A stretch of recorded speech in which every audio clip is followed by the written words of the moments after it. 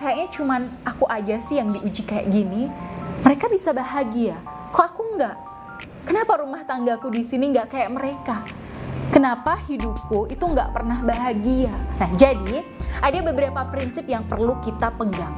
Nah, supaya bisa berbahagia dalam rumah tangga, apapun kondisinya. Nah, salah satu yang tidak bisa kita kendalikan dan kuasai adalah hati suami, pikiran suami, emosi suami, reaksi suami, dan apapun yang berkaitan dengan suami.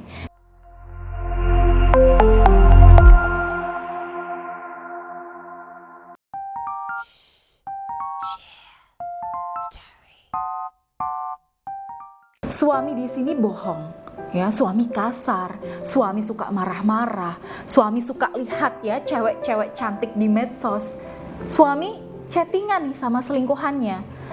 Aduh, rasanya pasti gedek banget ya bun, sedih, kecewa, sakit hati, ya itu sudah pasti. Nah, tapi kalau di kondisi ini kita cuma baper, terpuruk, terkungkung, ya cuma mengeluh terus tanpa mau melakukan apa-apa, ya jangan harap keadaan bisa berubah. Nah, apalagi kalau suami kita nih dari sononya udah punya watak, udah keras nih, pembohong, bahkan genit sama wanita lain, ya. Nah, mengharapkan suami berubah secara instan itu ibarat nunggu kebakaran padam tanpa kita siram air. Oke, nah dalam stoikisme, di fase seperti ini, ketika kita kecewa, sakit hati, marah, nah kita segera mengambil alih kendali atas diri kita. Ya, kita bisa bertanggung jawab, menghilangkan rasa kecewa, sakit hati, emosi, dan luka batin ini. Nah, kalau Bunda merasa kesulitan, baik, Bunda bisa minta bantuan saya untuk melepaskan semua beban emosional di hati Bunda dengan terapi pemurnian hati misalnya. Nah, itu yang pertama. Lalu yang kedua, ketika kita sebagai istri sudah tidak bisa lagi mentolerir sikap suami, maka kitalah yang bertugas mengambil alih kondisi atas kebahagiaan kita. Nah, ketika sikap suami di sini sudah kelewatan misalnya, ya kita tegur baik-baik, kita ajak ngomong baik-baik. Tapi pastikan dulu ya bun, bahwa ngomongnya nggak pakai emosi dan kita udah dalam kondisi siap secara batin. Nah, di sini intinya saat kita merasa down, kecewa, sakit hati.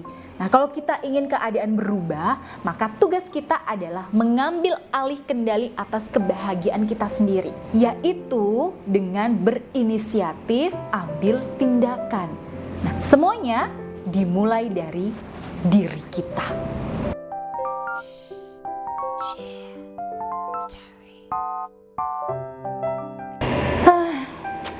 Sinta, teman SMA aku tuh rumah tangganya bahagia banget ya.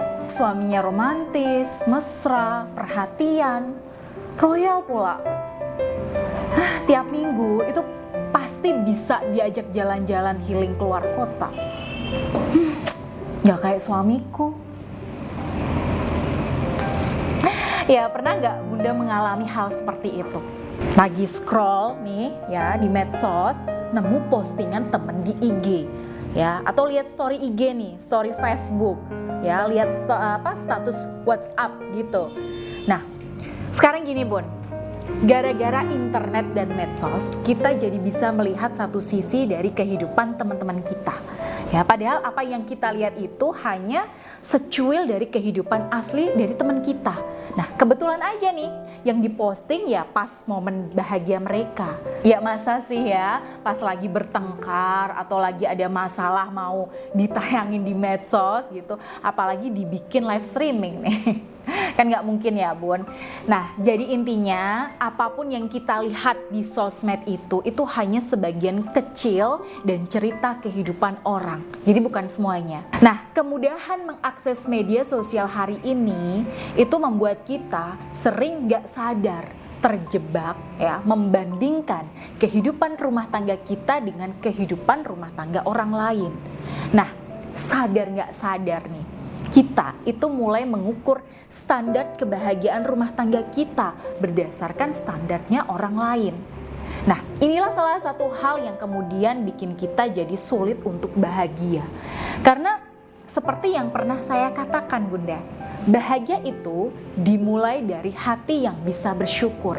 Nah, ketika kita bisa mensyukuri apapun keadaan rumah tangga kita, la in syakartum la azidannakum. Ya, sesungguhnya kalau kamu bersyukur, pasti akan kutambahkan nikmatku padamu. Ya, Quran surat Ibrahim ayat 7. Loh, Bun, suami saya ini selingkuh. Bagaimana saya bisa bersyukur?